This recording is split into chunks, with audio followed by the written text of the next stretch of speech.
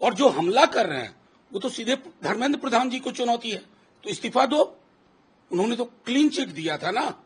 Bihar BJP ईमानदारी से कहो सब चुप है ना।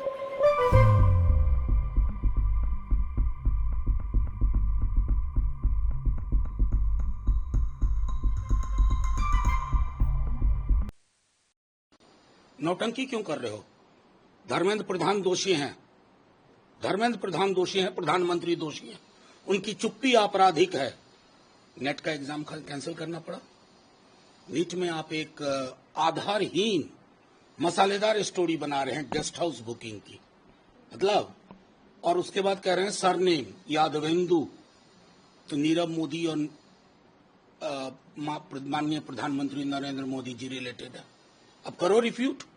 मतलब एक तौर तरीका होना चाहिए, कार्यशैली में गंभीरता होनी चाहिए। लाखों बच्चे सड़क पे हैं और आप गेस्ट हाउस की हॉन्टेड स्टोरी बना रहे हो। एक आप कमजोर दिख रहे हो, बेईमान दिख रहे हो। आपको फौरी तौर पर इस परीक्षा को कैंसिल करके तमाम अपराधियों को बेनकाब करिए और एनटीए नाम की जो संस्था बनाई, जो सिवाय टेस्टिंग के सब कुछ करती है, उसको उठा के बाहर फेंकिए। बिहार बीजेपी भी लगातार तेजस्वी जी पे ही हमला कर रही है सर। विजय सिन्हा हो, नहीं, विजय सिन्हा जी हो, कोई हो, उनके पास है क्या भाई? क्या है आधार? कुछ भी बोल देंगे। और जो हमला कर रहे हैं वो तो सीधे धर्मेंद्र प्रधान जी को चुनौती है, तो इस्तीफा दो। उन्होंने तो क्लीन चिट दिया था ना। बिहार बीजेपी ईमानदारी से कहो सब चुप है ना।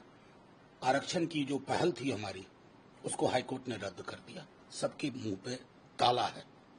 हमारे लिए वो भी उतना महत्वपूर्ण प्रश्न है जितना नीट का। उसके लिए भी हम सुप्रीम कोर्ट जाएंगे अगर सरकार नानुकुर करती रही संविधान विरोधी और आरक्षण विरोधी चरित्र के हिसाब से। रही बात बीजेपी के लोगों को, एक कागज पकड़ा करके, कल तो हमने भी कई सारी तस्वीरें जारी कर दी, अभी और होगा, इंतजार करिए। बड़े बड़े चेहरे बेनकाब होंगे, क्योंकि नीट के पैसों में जो ये घपला हुआ है नीट का, उसकी कई चुनावों में उसके इस्तेमाल की भी खबर आ रही है। कुछ दिनों में आप ही की तरह कोई न कोई पत्रकार सब कुछ सामने ले आएगा। सर आपने भी ट्वीट किया था सम्राट चौधरी के साथ वो फोटो, इसमें क्या डेवलपमेंट? नहीं, वो डेवलपमेंट तो इन्वेस्टिगेटिव एजेंसी बताएगी ना। राजद तो इन्वेस्टिगेटिव एजेंसी नहीं कंट्रोल करती है ना। राजद विपक्ष की एक पार्टी और अपनी भूमिका का निर्वहन कर रही है। हमने प्रेस कॉन्फ्रेंस में सारा चीज बता दिया था कि जिस व्यक्ति की चर्चा हो रही है ना, उस व्यक्ति को पदस्थापन किसने कब कब क्यों दिया। दूध का दूध, पानी का पानी। रही बात बीजेपी की, मुंह नहीं है बोलने का, क्या बोलेंगे? जब से आए हैं पेपर लीक हो रहा है बिहार में। कोई परीक्षा बच्चों से जाके पूछिए, युवाओं से जाके पूछिए, उनके सपनों के साथ खिलवाड़ कर रहे हैं और एक फैंटास्टिक स्टोरी बनाने की कोशिश कर रहे हैं। गेस्ट हाउस बुकिंग, 440 नंबर का पत्र कहाँ है रे भाई? झूठ झूठ और झूठ। जो चीज सीख रहे हैं अपन के ऊपर के नेताओं से, वही चीज नीचे के नेता बोल रहे हैं। आपकी पार्टी की 2 दिन तक बैठक चली, अब नया पार्लियामेंट का सेशन भी मंडे से शुरू होगा। सर क्या रहेगा आप लोग? नहीं, देखिए, मूलतः पार्टी की ये बैठक ऐसा नहीं कि पहली बार हुई है, इस तरह की बैठक होती है।